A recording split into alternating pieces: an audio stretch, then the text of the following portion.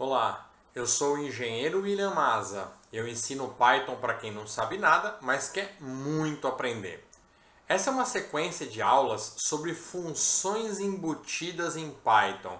O que são funções embutidas? São aquelas que já vêm dentro, já vêm nativas na linguagem Python. Ou seja, você não precisa ficar reinventando a roda quando você tem funções que já estão prontas, cuja função nossa é aprender, entendê-las, aprender a parametrizá-las e utilizá-las de acordo com a nossa necessidade.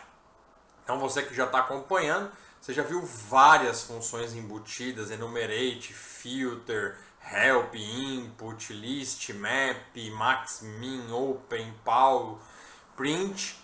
E a função de hoje, né, é a nossa querida range, que na verdade a documentação oficial de Python escreve isso aqui sobre a função range. Em vez de ser uma função, range é realmente um tipo de sequência imutável, né? Mas eu diria que a gente pode entendê-la como uma função na medida em que a gente chama ela quando a gente quer criar uma sequência numérica de uma maneira muito fácil e rápida. Então vamos lá. Já tem alguns exemplinhos aqui, eu só vou rodar para você ir vendo. Então eu criei uma variável chamada lista e eu atribuí a essa variável esse range, que é intervalo em inglês de 0 a 10. Então eu vou jogar o conteúdo de range dentro da variável.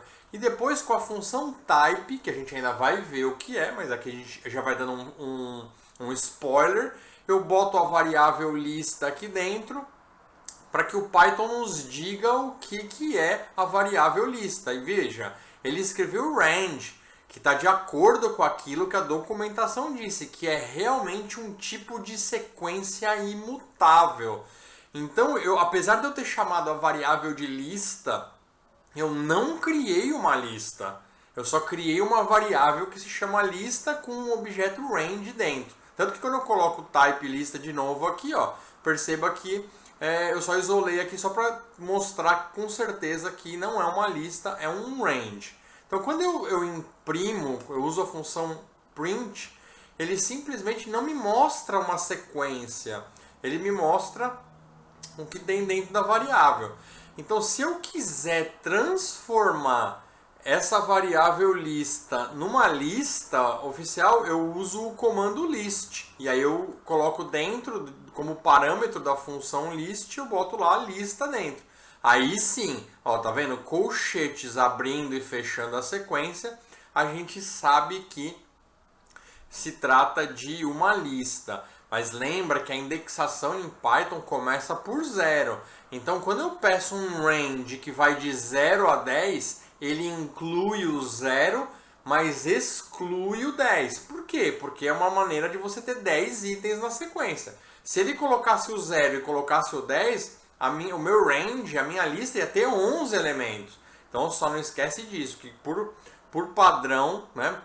Aqui na verdade eu nem usei o padrão, aqui eu mesmo coloquei que era o 0, mas se eu não colocasse nada, ele ia começar a contagem por 0, porque a indexação em Python começa por 0. Então, quando eu vou usar um loop for aqui, né, quando eu vou iterar esse objeto, né, essa lista, eu venho aqui simplesmente uso um loop for e eu consigo percorrer, né, eu mando imprimir cada hora um item dessa lista. Então, tá vendo a lista que está aqui em cima? Quando eu uso um loop for, eu simplesmente venho aqui e mando imprimir o primeiro, o segundo, o terceiro, o quarto, que na verdade aqui no caso é o 0, 1, 2, 3, e como você viu, ele imprimiu a mesma sequência que é o que está dentro da minha lista atual.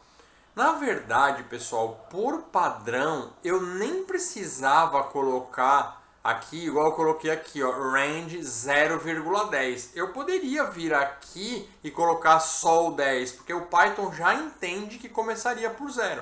Então, por exemplo, ó, quando eu venho aqui e coloco um 11, por exemplo, o que ele faz? Ele imprime para mim do 0, que é o padrão, e vai até o elemento 10. Por quê? Porque o 11 é excludente. Lembra que a range vai de 0 a 10, de 0 a 11. Então o 0 está incluído e o último número está excluído. Então quando eu não coloco nada, ele já sabe que ele tem que começar com 0. Então, se a gente voltar aqui em cima e a gente olhar para a função, percebe que tem start, stop, e eu tenho aqui até um entre colchetes aqui.